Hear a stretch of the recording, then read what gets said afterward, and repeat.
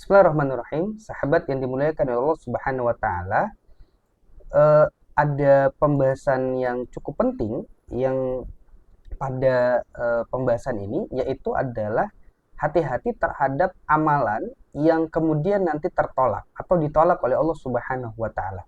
Mengapa ditolak? Tentu kita sudah bisa menjawabnya di awal pembahasan di dalam Quran, di dalam surat An-Nisa, bahwasannya tidak boleh bisnis itu, muamalah itu hanya bermodal saling ridho, tapi harus sesuai dengan syariat.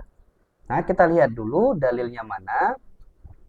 Ya, di dalam hadis Rasulullah SAW, di dalam uh, hadis riwayat Imam Bukhari dan Muslim, qala Rasulullah SAW, man amila amalan laisa alaihi amruna fahuwa raddun. Barang siapa yang mengerjakan suatu amalan yang tidak terdapat padanya perintah kami, maka amalan tersebut tertolak. Nah, sekarang akan kita lihat. Nah, kita lihat satu-satu. Pertama adalah man, ya. Man. Man itu apa artinya? Jadi kita lihat man, barang siapa. Nah, barang siapa berarti siapa saja. Ya, siapa saja uh, uh, yang mengerjakan muamalah, berbisnis, usaha, bekerja, ya dan seterusnya yang berkaitan dengan persoalan apapun begitu ya. Nah, termasuk orang yang kena gitu ya. Dan ini menurut penjelasan para ulama ya, kalau dalam kita belajar bahasa Arab itu dia termasuk kalimat kata syarat begitu ya. Termasuk kata syarat. Nah, selanjutnya apa? Selanjutnya dengan lihat redaksi amilan. Amilan ini merupakan suatu amalan. Jadi disebut man amila amalan, dengan suatu amalan. Nah, ini merupakan lafaz yang bersifat umum. Artinya apa? Semua amalan manusia. Jadi bukan hanya persoalan ibadah, sholat, zakat, puasa, haji, bukan. Tapi amalan semuanya. Kenapa? Karena kalimatnya bersifat umum. Berarti termasuk juga amal bisnis. Bukan amal ibadah saja, tapi juga amal bisnis. Loh, kok bisa termasuk amal bisnis? Bukannya ini berkaitan dengan ibadah saja? Jawabannya ketika kita belajar usul fikih ya. Nah, kita akan mendapati lafaz ini disebut sebagai isim. Nah, isimnya ini adalah isim nakiroh. Nah, ketika ada isim nakiroh, ya di dalam kalimat syarat, ini lafaznya umum. Nah, bagaimana kaidah usul fikihnya? Yaitu adalah an-nakiratu fi siyakin nafi awin nahyi au syarti tufidul ami. Isim nakiro dalam redaksi kalimat negatif atau nafi, atau redaksi larangan atau nahi, atau redaksi syarat, ini bermakna tufidul am, bermakna umum. Berarti apa? Berarti semua amal, termasuk amal bisnis, bukan hanya amal ibadah semata.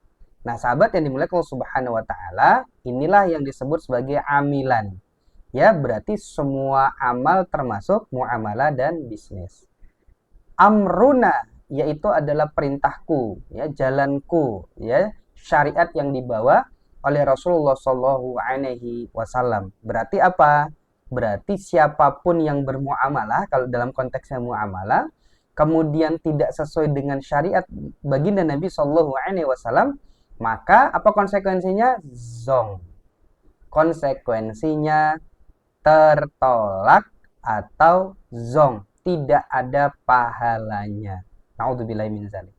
Sahabat yang dimiliki Allah Subhanahu wa taala, sehingga bisnis kita, usaha kita, aktivitas muamalah kita harus didasarkan pada amal, harus didasarkan pada ilmu, didasarkan pada syariat yang dibawa oleh Rasulullah SAW, sehingga amalan kita itu diterima oleh Allah. Kenapa? Karena di dalam beramal begitu ya, sebenarnya tidak ada kebetulan dalam beramal, ya. walaupun kebetulan benar ya, walaupun kebetulan benar tetap dianggap ya tidak benar gitu, atau tetap dianggap salah dan tidak mendapat pahala, sehingga ya kita harus tahu hukum syariatnya begitu. Contoh misalnya, Pak, kenapa nggak mau bisnis pakai uang yang ada bunganya, misalkan begitu ya, pakai uang bank. Ah, enggak lah, saya repot nih bisnis-bisnis. Kalau pakai utang-utangan saya nggak nyaman aja sih perasaannya. Nah, ketika alasan itu bukan karena memahami hukum syara, tapi karena ya nggak enak aja kalau bisnis pakai utang. Nah, ketika kebetulan benar yang dilakukannya sesuai dengan hukum syara, maka tidak berpahala. Seperti itu. Sehingga landasannya bukan hukum syara, tapi karena nggak nyaman, nggak enak dikejar-kejar setiap bulan oleh debt collector. Nah, sehingga apa?